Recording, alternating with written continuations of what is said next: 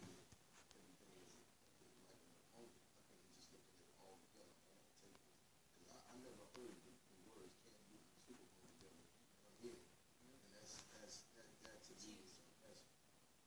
You're also close with Kamal. Yeah, no doubt. You speak with him.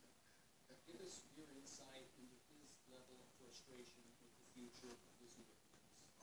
I never ever really say anything about no frustration, but